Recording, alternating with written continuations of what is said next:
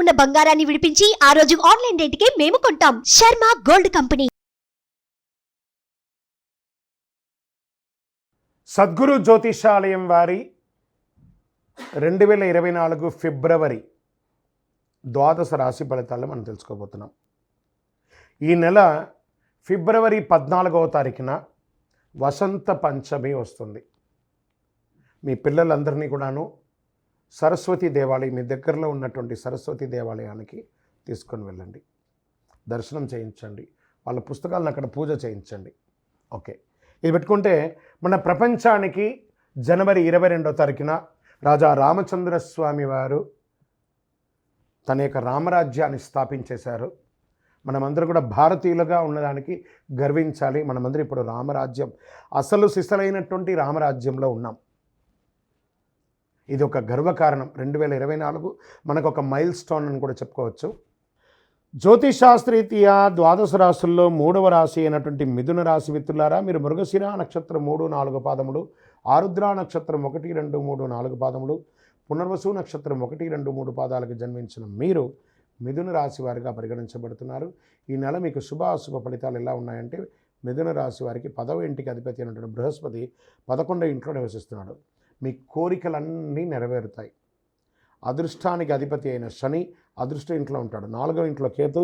వాళ్ళ మనసులో కొన్ని అనుమానాలన్నీ కూడా కలుగుతాయి. ఎవరిని చూసినా అనుమానం, ఎవరిని చూసినా అనుమానం, ఎందులో చూసినా అనుమానం. ఆ అనుమానాన్ని పక్కన పెట్టండి. అదే పెనుభూతంగా మారి మీకు విల్లన్గా మారుతారు. కాబట్టి ఆ అనుమానాన్ని తీసి పక్కన పడేయండి. శని 9వ ఇంట్లోనూ, సూర్యుడు 8వ ఇంట్లోనూ సంచరించడం వల్ల కొన్ని సమస్యలు చిన్న చిన్నవి తలెత్తవచ్చు. ఈ నెల సగటు కంటే చాలా మెరుగ్గా ఉంటారని కూడా చెప్పచ్చు.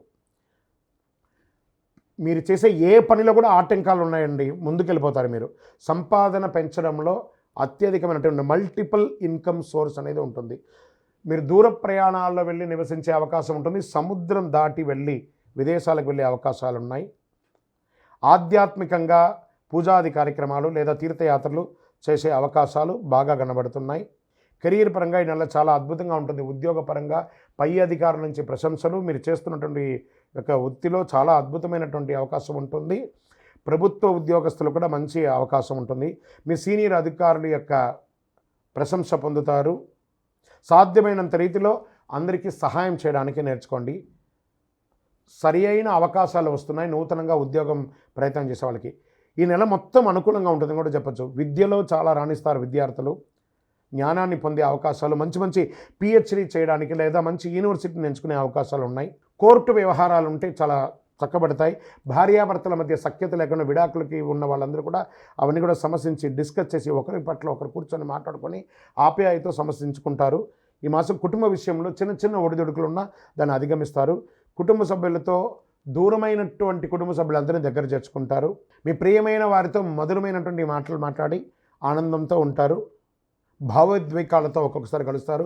గృహప్రవేశం, ఉపనయనం, వివాహాది కార్యక్రమాలు చేస్తారు లేదా భూమి కొనే అవకాశాలు ఉన్నాయి. ఆర్థిక పరిస్థితి బలోపేతం అవుతుంది. వ్యాపారంలో చాలా అద్భుతమైనటువంటి వ్యాపారం అని కూడా చెప్పొచ్చు. విదేశాలకు వెళ్ళి ఉద్యోగం చేయాలనుకున్న వారికి ఇది మంచి సమయం. ఇంకా పిహెచ్డి చేస్తారని చెప్పిన రీసెర్చ్ చేసే వాళ్ళకి ఇది చాలా అద్భుతం అని చెప్పచ్చు. రాజకీయ నాయకులకి బాగుంది. స్త్రీలకు మంచి అవకాశం అని చెప్పచ్చు. భార్యాభర్తల మధ్య అన్యోన్యత పెరుగుతుంది. మీరు అనుకున్నది అనుకున్నట్టుగా సాధిస్తారు. ఇంకను మీ యొక్క వ్యక్తిగత జాతకానికి కింద నంబర్కి వాట్సాప్ చేయండి. మీ యొక్క లక్కీ డే అని చెప్తే బుధవారం, లక్కీ నంబర్ అని చెప్తే నంబర్ 1, అదృష్ట రంగు అని చెప్తే కావి మరియు ఊదా రంగు మీకు చాలా కలిసి వస్తుంది. లక్కీ దిశ, ఈశాన్య దిశ మీకు చాలా అనుకూలంగా ఉంటుంది. చంద్రాష్టమం 8/2/2024 10:04 ఉదయం నుండి 10/2/2024 10:02 ఉదయం వరకు, అంటే ఈ 2 రోజులు చంద్రాష్టమం ఉంది. చాలా జాగ్రత్తగా ఉండవలసిన, ఈ నెల మొత్తంలో జాగ్రత్తగా ఉండవలసిన 2 రోజులు. వాహనం నడిపేటప్పుడు, సంతకాలు పెట్టేటప్పుడు, ఎదుటి వారితో మాట్లాడేటప్పుడు చాలా జాగ్రత్తగా ఉండాలి. అయ్యప్ప స్వామి వారి దేవాలయానికి వెళ్ళి పూజ చేయండి, ప్రదక్షిణాలు చేయండి, 18 ప్రదక్షిణాలు చేయండి. ఇంకనూ సకల దోషాలు తొలగి ఆనందంగా ఉండడానికి ఐశ్వర్య సిద్ధి పంచధూపంతో ధూపం వేయండి. విజయోస్తు. ద్వాదశ రాశులందరికీ కూడాను గోచార గ్రహస్థితులను దృష్టిలో పెట్టుకొని అందరికీ రాశి ఫలితాలను చెప్పడం జరుగుతుంది. ఇందులో అన్ని వర్గాల వారిని దృష్టిలో పెట్టుకొని చెప్పడం జరుగుతుంది. ఇదొక గణితం. దాన్ని లెక్కించి ఆ యొక్క గ్రహాల యొక్క కదలిక గమనాల ద్వారా ఏ రాశి వారికి ఎలా ఉంటుందో చెప్పడం జరుగుతుంది. బాగా గుర్తుపెట్టుకోండి, జాతకం తెలుసుకోవాలి, కానీ అది జీవితం కాదు. పడుతున్న వర్షానికి ఒక గొడుగు మాత్రమే జాతకం.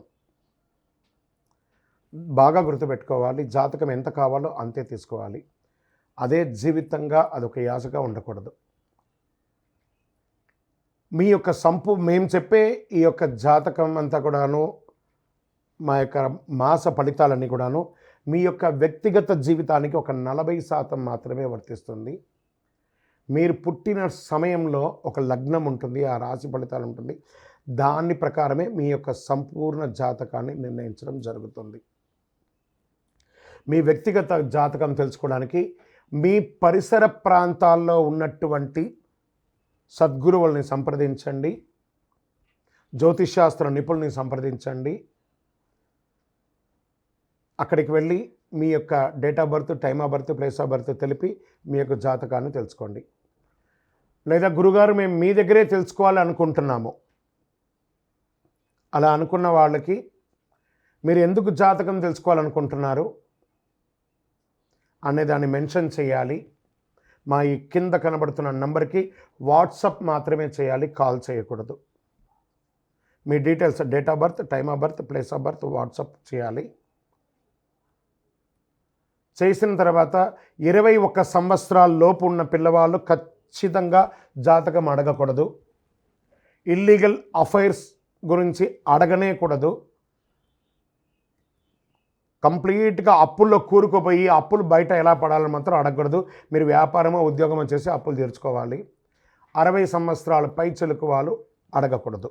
ఎందుకంటే వారు అన్ని వసంతాలను పొంది ఉంటారు కాబట్టి 60 సంవత్సరాల పై చెలుకు వారు అడగాల్సిన అవసరం లేదు.